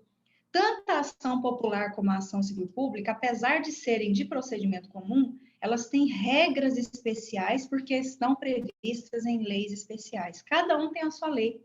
A ação civil pública é a Lei 7347 de 85 e a ação popular é a Lei 4717 de 65. São leis especiais. Então, é um procedimento comum, mas tudo é regido com base nessas leis especiais. Um exemplo muito grande que nós temos aqui, ó, a liminar da ação civil pública. Nós sabemos que as ações coletivas hoje, o que sustenta essas ações em razão da demora judicial são as liminares. Quando uma pessoa faz uma ação coletiva, seja uma ação popular ou uma ação civil pública, é realmente uma situação urgente mesmo, é algo que está acontecendo ali que precisa ser resolvido. E o que realmente sustenta é a concessão dessas liminares. Ok. Quando a gente vai fazer uma petição de ação civil pública e a gente vai pedir uma liminar, a gente não pede a tutela de urgência prevista lá no artigo 300 do Código de Processo Civil. Aquela tutela de urgência, ela é específica lá do Código de Processo Civil. Aqui já é a primeira característica, porque é um procedimento comum, mas tem regras especiais. A lei da ação civil pública prevê uma liminar específica da ação civil pública. Ela está lá no artigo 12 da lei. Então, quando vocês vão pedir uma liminar, estão lá fazendo a petição inicial da ação civil pública, estão precisando de uma liminar, vocês não vão fundamentar na tutela de urgência do artigo 300 do Código de Processo Civil. Vocês vão fundamentar no artigo 12 da Lei da Ação Civil Pública, que prevê especificamente essa liminar, que é uma liminar bem específica da ação civil pública. Está aí uma grande questão envolvendo por que se estuda a ação civil pública nos procedimentos especiais. Porque, apesar da lei mencionar que ela é de procedimento comum, ela tem regras muito específicas para o seu trâmite que estão previstos em uma lei especial. Um primeiro exemplo que a gente tem é a liminar. A liminar da ação civil pública não é a tutela de urgência do Código de Processo Civil. A liminar da ação civil pública é a liminar específica da lei da ação civil pública. Vocês vão fazer a petição inicial, ok? A ação civil pública vai ter o seu trâmite. Se tiver concessão de liminar dessa decisão, cabe agravo de instrumento, seja para quem se sentiu prejudicado com a decisão dessa liminar, pode recorrer por meio de agravo de instrumento, porque é uma decisão interlocutória. Ok, vai seguir o procedimento comum, vai marcar audiência de mediação, vai apresentação de defesa, vai vai ter saneamento do processo, a instrução do processo, e nós vamos chegar numa sentença. É aqui um ponto bem interessante que a gente tem que compreender da ação civil pública, a sentença dela. Nós estamos falando de uma ação coletiva. E vamos lá, vamos compreender aqui como que é essa sentença. Porque a gente tem que pensar o seguinte, quais os efeitos dessa sentença? Povo, olha só. Vamos raciocinar aqui o processo civil. As sentenças, elas vão ter sempre dois efeitos. Sempre. Qualquer sentença, não é só aqui nas ações coletivas, no processo civil mesmo, de uma forma geral. Todas as sentenças têm dois efeitos, não tem como fugir disso. Ou uma sentença ela vai ter efeito erga omnes, ou a sentença vai ter efeito inter partes. O que significa isso? O que é erga omnes? Erga omnes é para todos. Erga omnes é algo que é para todo mundo. Então, a gente pode ter um efeito de uma sentença para todo mundo. O que é inter partes? É uma sentença que tem efeito especificamente entre as partes ou pessoas envolvidas naquele processo. Todas as sentenças são assim. Ou ela não tem como fugir, ela vai ter só esses dois efeitos. Para vocês não terem que ficar decorando, porque vocês vão ter que compreender a lógica das sentenças, vocês compreendendo essa lógica, vocês nunca mais vão precisar decorar, é questão de lógica mesmo. Vamos compartilhar aquela primeira tela, por isso que eu falei, quando a gente compreende o que é interesse difuso, coletivo e individual homogêneo, a gente consegue compreender a lógica processual mesmo da ação. Vamos voltar para essa tela aqui, ó. A gente estudou que os interesses difusos pertencem a uma coletividade indeterminada de pessoas. Então, suponhamos que tem uma ação porque está tendo uma poluição ao meio ambiente, por exemplo. E aí pede para parar, não apareceu nenhum dano, nada, é só mesmo para parar essa poluição, mau cheiro, por exemplo, de Anápolis, enfim. E indenizar em razão dos danos causados ao meio ambiente. O Ministério Público ainda pede uma indenização aqui. Os titulares são indeterminados. A sentença vai lá e traz o seguinte: julgo procedente o pedido para determinar que a empresa cesse as atividades poluidoras, tal. Que haja descontaminação disso, que pague o valor de R$100 mil a título de indenização. Olha a sentença, o jeito que saiu. Interesses difusos, titulares indeterminados. Pergunto para vocês, essa sentença não atinge todo mundo? Os titulares são indeterminados. A sentença não vai beneficiar uma coletividade indeterminada de pessoas? Então, essa sentença é para todos, é para uma coletividade indeterminada de pessoas. Então, aqui nesse caso, nós teremos uma sentença com efeito erga omnes. Como que isso aparece geralmente? Aparece assim: na ação civil pública, na sentença que tutela interesses difusos, o seu efeito será erga omnes. Geralmente vem assim, vamos supor que a gente está fazendo uma prova e nunca viu essa matéria, e surge uma frase dessa, a gente quer morrer. Fica lá, do que está falando, gente? Difuso, erga omnes, não estou entendendo nada disso aqui. Mas vamos raciocinar pela lógica agora do que a gente estudou. Na ação civil pública, a sentença que tutela interesses difusos possui efeito erga omnes. Tem que ser erga omnes.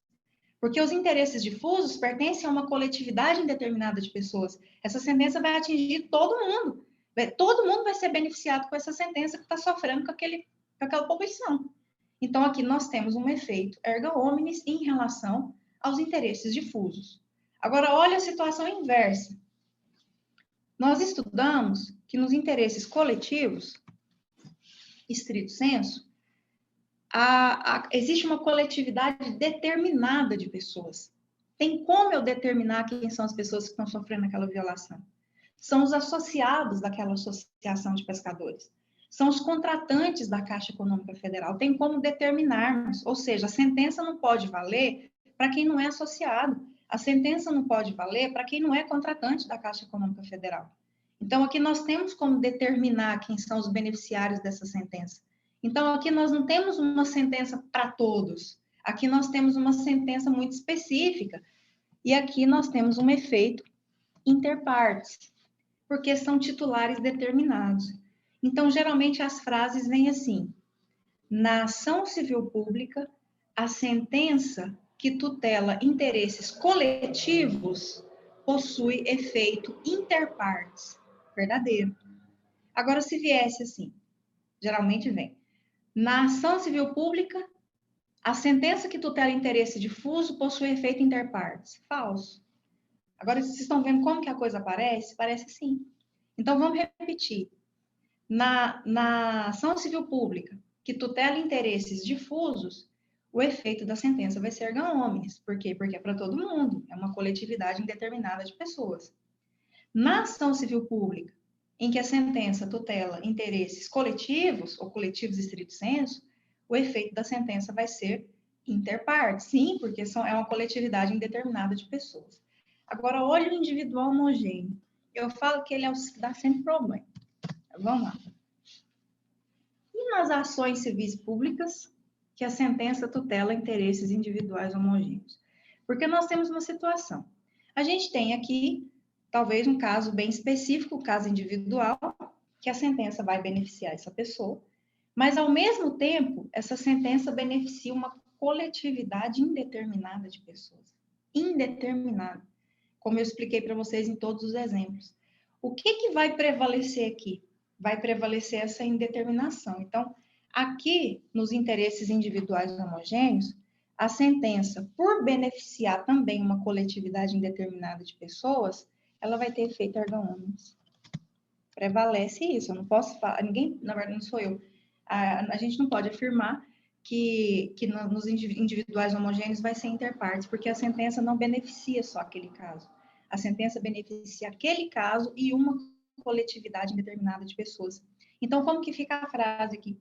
Na ação civil pública, que a sentença tutela interesses individuais homogêneos, a sentença terá efeitos erga omnes. Então, os interpartes, o efeito entre as partes, entre as pessoas envolvidas, vai ser só nos interesses coletivos. Nos interesses difusos individuais homogêneos, a sentença vai ter efeito erga omnes, porque envolve uma coletividade indeterminada de pessoas. Deu para entender a lógica? Como que fica mais? Porque quando a gente só fica ali decorando difuso erga omnes, coletivo interpartes, individuais homogêneos erga omnes, a gente não consegue compreender. A gente se perde. Quando a gente entende a lógica, o que é um difuso coletivo individual homogêneo, a gente vai entender por que a sentença vai ter esse efeito. Erga omnes no difuso, por quê? Porque é uma titularidade, coletividade indeterminada de pessoas. No coletivo é interparte, sim, porque são pessoas determinadas. No individual homogêneo, erga omnes, sim, porque além daquele caso específico, a sentença atinge uma coletividade indeterminada de pessoas. Então faz todo sentido agora. Em relação à coisa julgada, vamos compartilhar aqui para a gente entender. Tem muita coisinha, gente. A ação coletiva é diferente, tá? Vamos lá. Vamos falar de coisa julgada. Primeiro, professor, não lembro o que é coisa julgada. Tá falando aí de coisa julgada na ação civil pública. Eu não lembro nem o que é coisa julgada no processo. Normal. Então, vamos fazer uma revisão aqui do que é coisa julgada. Coisa julgada é uma qualidade da sentença que a torna imutável e indiscutível. A gente não pode mais discutir aquilo que foi discutido naquele processo, porque fez coisa julgada. A gente chama de transitou em julgado. Ou seja, acabou, não cabe discussão. Só que o direito nunca facilita nada para a gente. E existem dois tipos de coisa julgada.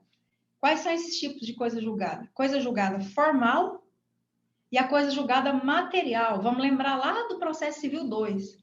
Nas últimas aulas. Coisa julgada a gente estuda nas últimas aulas, que é terrível. Porque quase ninguém vai para aula nas últimas aulas. Então, nós vamos lá. Nós temos a coisa julgada formal e a coisa julgada material. Vamos entender a diferença para a gente conseguir compreender algumas questões aqui. Coisa julgada por si só torna a sentença indiscutível. Ok. Mas existe a formal e a material. O que é a coisa julgada formal? A coisa julgada formal é aquela qualidade da sentença que a torna indiscutível naquela ação em que ela foi proferida, naquele processo. Mas a pessoa pode ajuizar a ação outra vez.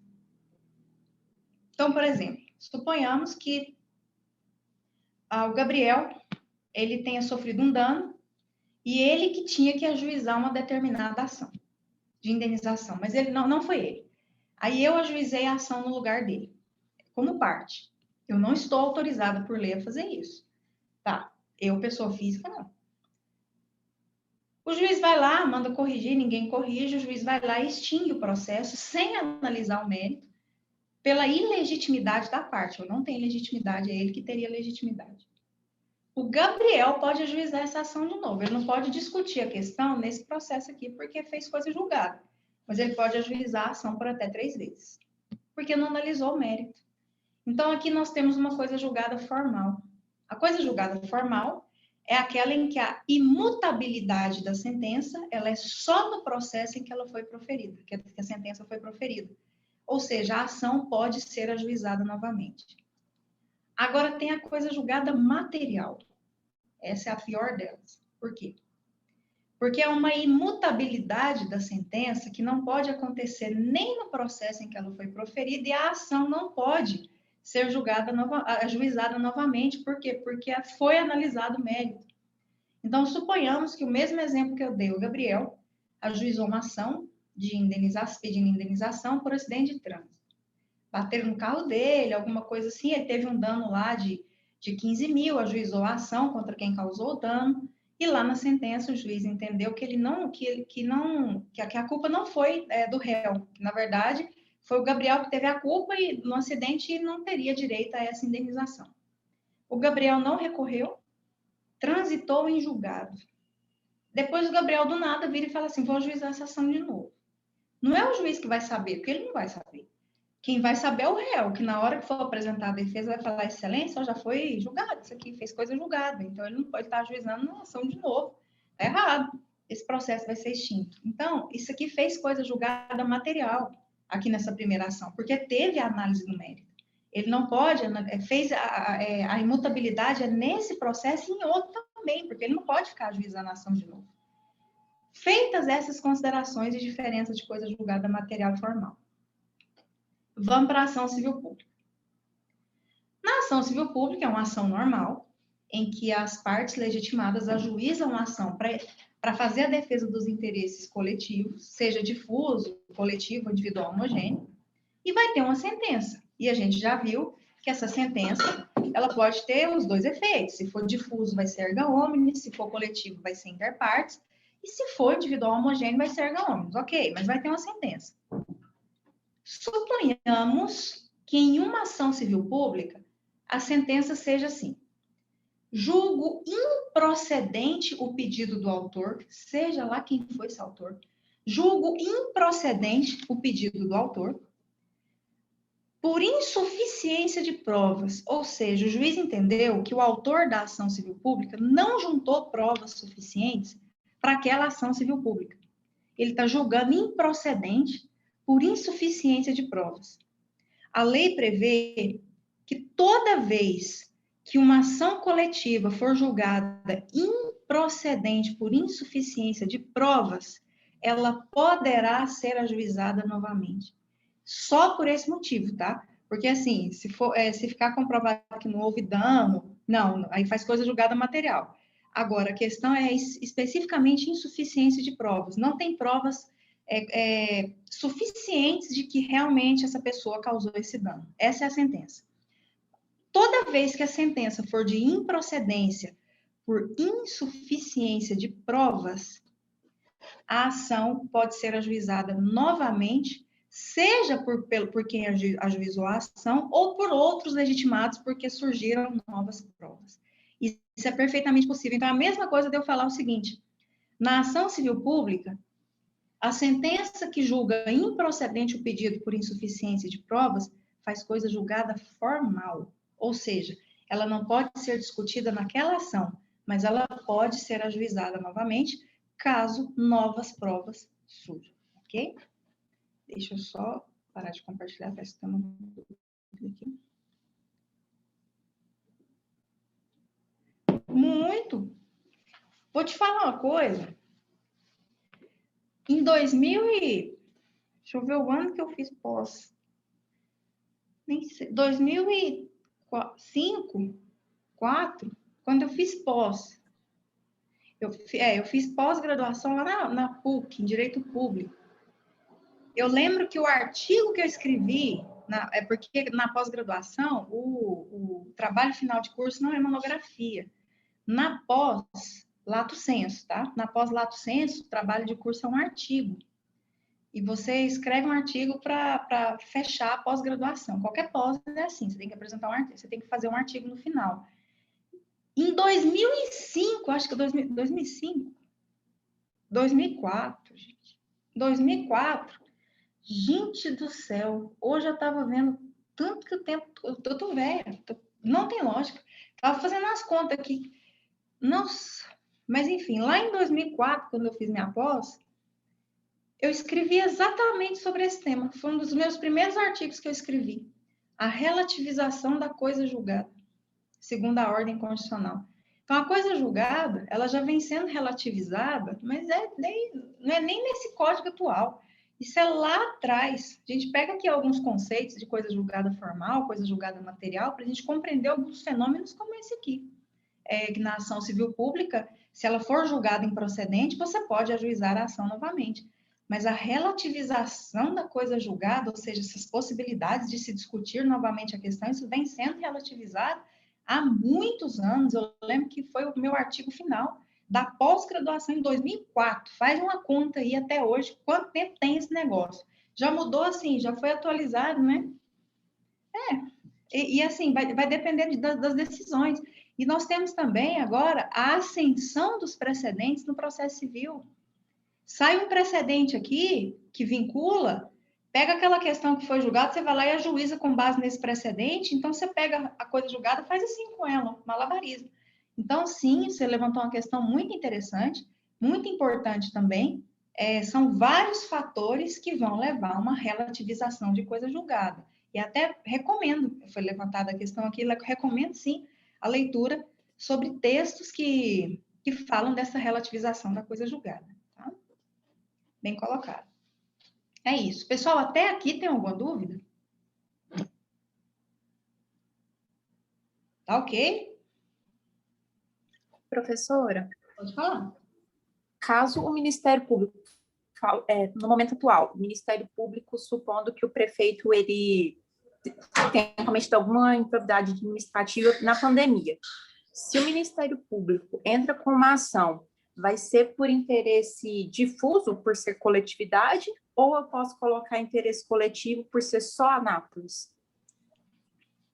Qualquer ação civil pública que for feita, seja pelo Ministério Público, seja pelo Ministério Público Estadual, seja pelo Ministério Público Federal, em relação a qualquer questão municipal, questão estadual, questão federal, ela vai ser por interesse difuso, porque o direito tutelado é a saúde pública. Não é por local, não é por região. Todas as ações, imaginem quantas ações civis públicas existem envolvendo esse tema. Então, gente, tem até ação popular do homem, depois eu pego esse caso aqui. Mas respondendo a sua pergunta, Elisandra, a ação civil pública, seja pelo Ministério Público Estadual ou federal, envolvendo atos do município, do estado ou da União, sempre vai ser especificamente o interesse difuso, que é a saúde pública, tá? Povo, por falar em ação coletiva nesse negócio de pandemia, vocês lembram no começo da pandemia? Quando eu estava dando essa aula, foi no dia que eu estava ministrando essa aula de ação popular. Vocês lembram do advogado que fez a ação popular contra o presidente da China? Vocês lembram disso? Ele fez uma ação popular contra o presidente da China, pedindo a indenização, não lembro do valor. Gente, Marcelo do céu, quando eu vi, eu queria me fartar. Mas é uma vergonha, mas o Brasil coleciona vergonha internacional, que é um trem de louco. O homem processou o presidente da China, o governante lá da China, pedindo bilhões, porque ele teve culpa no negócio, ação popular ainda. Lógico que a ação popular foi extinta, até porque a ação popular ela não tem esse objetivo. Mas o homem fez, gente. Depois vocês dão uma olhada assim, advogado brasileiro ajuiza a ação popular contra o presidente. Depois vocês dão uma olhada nesse negócio. Eu falo, não estou acreditando. Nem para fazer uma ação assim, certa, pegou a ação errada ainda, faz uma ação popular. Não, gente. Depois dá uma olhada, tá? Vocês vão, a ação foi extinta, lógico, o juiz entendeu que a ação não é o objeto da ação popular, a ação popular não tem esse objeto, foge completamente do objeto, mas tem esse caso aí. Depois vocês dão uma olhada, o advogado, depois põe aí, joga aí no Google, coloca aí, eu acho que ele é de Santa Catarina. Advogado do Sul, a juíza ação popular, não sei quem lá, pedindo indenização para o Brasil. Depois dá uma olhada aí que vocês vão ver aqui. E quando vocês estudarem a ação popular, vocês vão ficar assim, não é possível que nós passamos por vergonha. Teve essa situação aí, teve muita coisa. Mas, Elisandra, ok? Respondeu? Beleza. Cada uma que parece que... Deixa eu só fechar aqui. Ah, não vou nem compartilhar, vamos lá. Pô, sei que tá indo... Nós só estamos caminhando aqui para o final, mas vamos fechar esse conteúdo de ação civil pública, porque está faltando pouquíssimo, tá? Primeira coisa, antes de uma ação civil pública, podem existir procedimentos administrativos de investigação para chegar na ação civil pública. Quem aqui na sala gosta de processo penal? Gosta de penal, processo penal, enfim. Porque quem gosta muito, estuda muito penal, processo penal, vai se sentir muito familiarizado com o que eu vou falar agora. O que acontece? Para se ajuizar uma ação civil pública, pode ser que o Ministério Público necessite de um procedimento de investigação para depois ajuizar, né? Sair ajuizando a ação civil pública sem ter pelo menos um mínimo aí de elementos de que realmente aconteceu um dano à coletividade, o que está acontecendo um dano à coletividade, e que realmente são essas pessoas que estão causando dano à coletividade. Não dá para sair ajuizando a ação civil pública aí só porque deu vontade de ajuizar a ação civil pública. Bom, então, existem vários procedimentos administrativos aí de investigação, que geralmente o Ministério Público faz para investigar, para ver se realmente é caso de ação civil pública. Para quem está fazendo as anotações, muito cuidado. Existe a ação civil pública, que a gente chama de ACP, e existe o inquérito civil público, que a gente chama de ICP. Então, existe a ação civil pública e também existe o inquérito civil público. O ICP, o Inquérito Civil Público. Nós estudamos a ação civil pública. Vamos estudar o inquérito, porque ele é antes da ação civil pública. Quem lembra do inquérito policial? Vocês já estão no nono período, vocês estudaram o inquérito policial. Inquérito policial é um procedimento administrativo que é feito, ele é administrativo mesmo, ele não é judicial, ele é dispensável. Então, assim, minha área não é penal, mas lá atrás eu estudava muito penal, e até não sei se já contei para vocês, mas tem concurso para delegado lá no Rio de Janeiro, eu já passei no lugar que chama Faixa de Gaza, o lugar que eu fiz a prova. Gostava de estudar penal, não casei com o processo penal, mas lá estudava muito penal. Mas voltando aqui, o inquérito policial é um procedimento administrativo dispensável, ou seja, se já houverem elementos para o ajuizamento de uma ação penal, ele pode ser dispensado, pode ser dado um sigilo a ele, esse sigilo, obviamente, não se estende às pessoas envolvidas e aos seus respectivos advogados. Geralmente, o penal, né? Ele começa com a abertura com a portaria do delegado de polícia, ou com auto de prisão em flagrante, e é encerrado com um relatório. Agora, vamos falar do inquérito civil público. A gente estudou que a ação civil pública, a legitimidade dela não é só do Ministério Público. Tem vários legitimados ali que podem ajuizar a ação civil pública. Ministério Público, município, Estado, União, Distrito Federal, suas autarquias, suas entidades, a Defensoria Pública, as associações. Então, são muitos legitimados no artigo 5º. Isso para a ação. Para o inquérito civil público, o inquérito civil público é de atribuição exclusiva do Ministério Público. A ação civil pública, não. A ação civil pública tem vários legitimados. O inquérito civil público, ele é de atribuição exclusiva. Só o Ministério Público pode instaurar inquérito civil público. Então, existe uma diferença aqui. O inquérito civil público, feito só pelo Ministério Público, ele é um procedimento administrativo também, feito pelo MP, totalmente dispensável se já houverem elementos suficientes para o ajuizamento da ação. em que ele se inicia quando o promotor ou a promotora de justiça, eles fazem uma portaria instaurando, é uma portaria, parece um policial mesmo, é uma portaria instaurando ICP para apuração de danos envolvendo isso. E ele se encerra com um relatório também. Então, quem se lembra do inquérito policial, as regras são muito parecidas, só que aqui é um inquérito exclusivamente feito, é civil, não é penal, não vai se apurar nada criminal, pode ser que encontre crime, vai ser encaminhado respectivo para a promotoria competente criminal, mas o inquérito civil público são só questões cíveis, para investigar se realmente está acontecendo aquele dano coletivo, se é um dano coletivo, se é um dano individual, se é difuso, se é coletivo, se é individual homogêneo, que vai embasar a ação civil pública. Nesse inquérito civil público, o Ministério Público pode requisitar documentos de órgãos, pode convocar pessoas para comparecer, para falar, explicar, dar algumas explicações, e ele vai ali juntando todos aqueles documentos e vai fazer um relatório no final. Nesse relatório, o promotor ou a promotora de justiça, eles vão entender, pelo arquivamento do inquérito, ou não, há necessidade de se ajuizar uma ação civil pública. Ou não, olha, o fato não é tão grave para se ter uma ação civil pública. Vamos convidar as pessoas para virem aqui para a gente tentar fazer um acordo. Como que chama esse acordo? Esse acordo, geralmente, ele é formalizado em um documento que se chama TAC. Termo de ajustamento de conduta. Então, às vezes é feita uma investigação e olha e fala, não, isso aqui não é caso de ação civil pública, eu acho que eles vão conseguir sanar o problema, vamos chamá-los aqui para firmar um TAC. O que é o TAC? É o termo de ajustamento de conduta. Olha, você cometeu isso aqui. Em tantos dias você consegue recuperar aquela área, em tantos dias vocês conseguem fazer uma compensação ambiental, vocês têm... Aí é feito uma... Não, a gente vai parar de poluir, nós vamos fazer a recuperação da área, a gente vai... Ok, para evitar uma ação. Se isso for cumprido, o termo de ajustamento de conduta for cumprido no prazo, fechou, arquivou o processo. Se não for cumprido, o termo de ajustamento de conduta pode ser executado.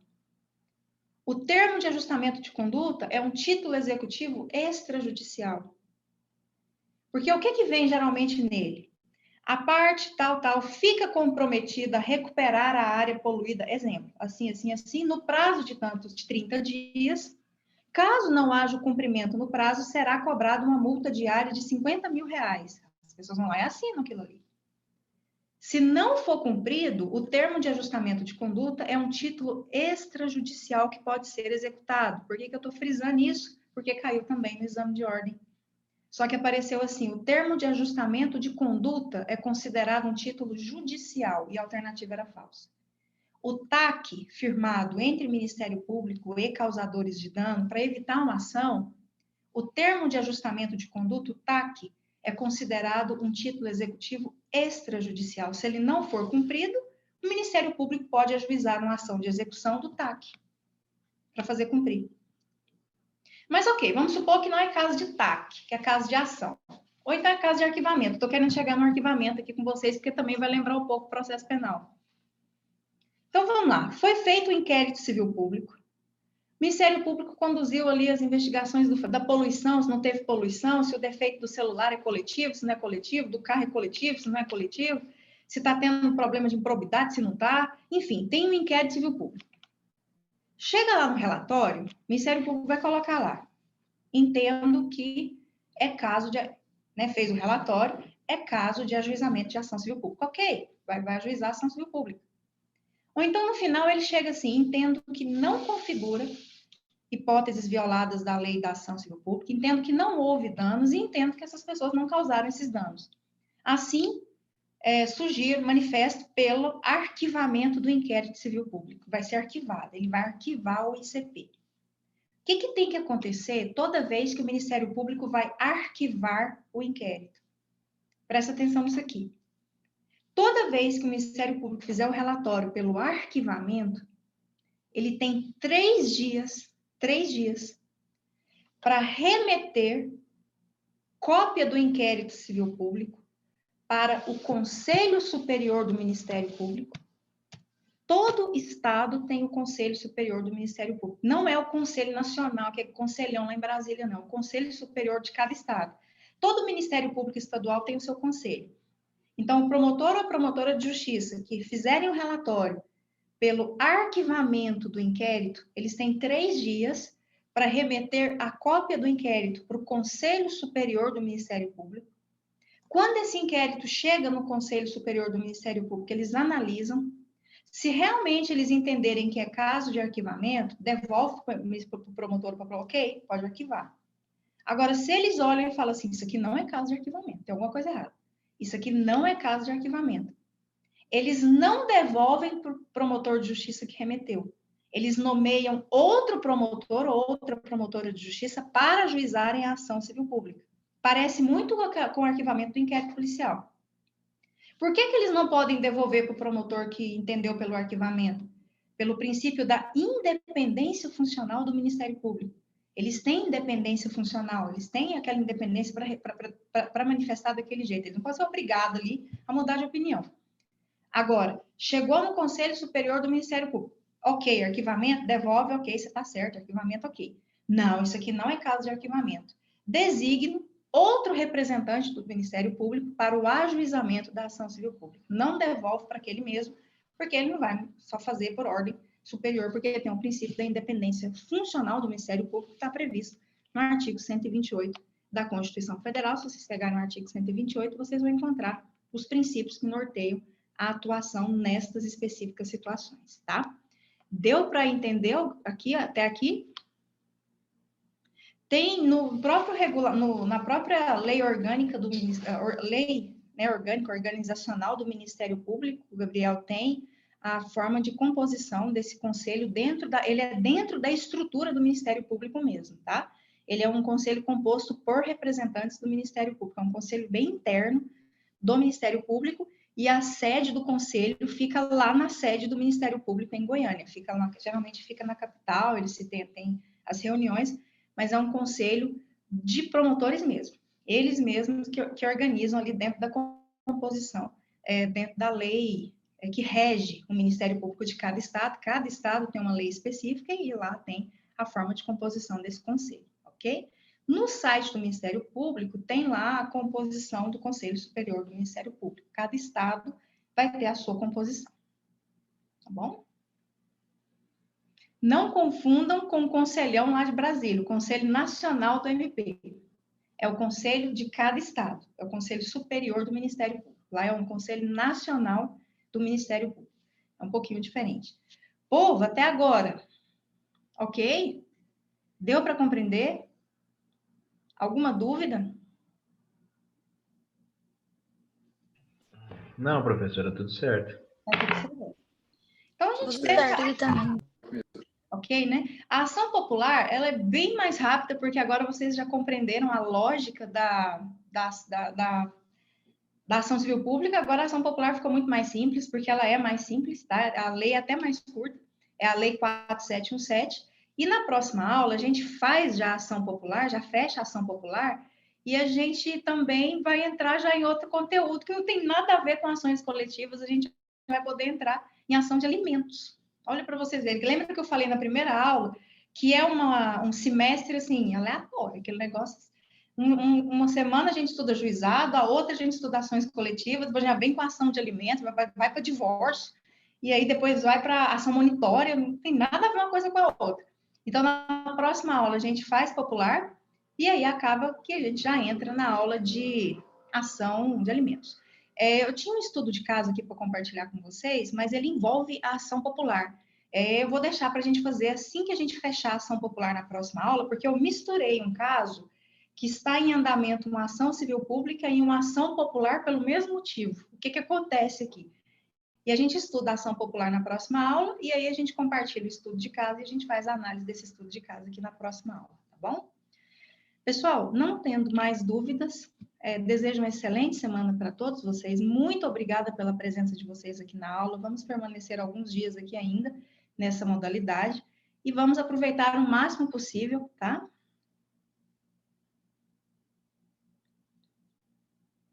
Ah, tá, pode deixar. Vamos ver isso aí, tá? Uma professora que a gente conversa muito já me falou para a gente fazer umas 50 lives, mas já vai ver isso aí. Pode deixar que a gente vai olhar. Bom, ele colocou aqui, ele usou a palavra... Ah, tá, você... Bom, já que ele falou aqui da palavra de autonomia dos municípios, tem um livro aqui, não tem nem como, né? Eu não sei como que faz sorteio. Esse foi o primeiro livro que eu escrevi. Se vocês quiserem o livro, eu acho que eu tenho uns 5 aqui que dá para sortear. O último é que eu não tenho muito. Eu acho que eu sou a pessoa que tem menos livro, o meu último livro, eu sou a pessoa que tem menos dele aqui. Mas desse aqui eu tenho, é sobre o federalismo brasileiro. Então, se alguém tiver interesse, me avisa que eu não sei como que eu faço para entregar no momento. Esses livros tá meio complicado para entregar. Não, comprar não. Eu vou só localizar onde tem mais aqui. Mãe que guarda essas coisas, esses primeiros livros. Na casa da minha mãe, eu acho que tem uma caixa dele. Eu vou ver se eu pego uns 10 lá na casa dela. A minha mãe não deixa eu entrar na casa dela. Eu vou lá raramente para ver de longe, dou um tchau. Se tem pessoas que realmente se isolaram, são meus pais. E até para entrar lá, nossa, eu fui tentar ajudar para guardar uma caixa lá, eu tive que vestir a roupa da NASA para entrar dentro da casa. Vocês têm que ver o tanto que é difícil. E tem uma caixa de livro lá. Eu acho que eu tenho aqui na minha casa. Então, eu acho que eu devo ter uns 5, 6. Me manda um WhatsApp aqui e a gente vê. Não, comprar não. Eu acho que eu tenho muitos aqui. Aí eu passo para vocês os que eu tiver, tá? É esse aqui. Tá? É porque um aluno, um colega de vocês mencionou esse assunto envolvendo o federalismo brasileiro, a autonomia dos municípios, e é um livro especificamente sobre isso. Isso veio da minha dissertação de mestrado, eu acabei fazendo um livro, e tem uns casos bem interessantes aqui. Lembra que eu falei daquele caso da venda da área verde do bairro Cidade Jardim, que ficou um tempão para ser julgado no Supremo Tribunal Federal, e foi feita uma ação popular? Eu falo desse caso aqui, nesse livro. É um caso bem interessante. Bom, é isso. Depois me manda aqui no WhatsApp, quem quiser, eu vou ver quantos eu tenho aqui, qualquer coisa eu pego mais lá na casa da minha mãe e passo para vocês, tá bom? Gente, mais uma vez, muito obrigada pela presença na aula, desejo uma boa semana para vocês, se cuidem de vocês, da família de vocês, Deus os abençoe, nos abençoe muito, e é isso, qualquer dúvida que vocês tiverem é só falar comigo, tá? Boa noite, professora, muito obrigada. Boa noite, professora. Boa noite. Obrigado. Obrigada, com Deus. Boa noite.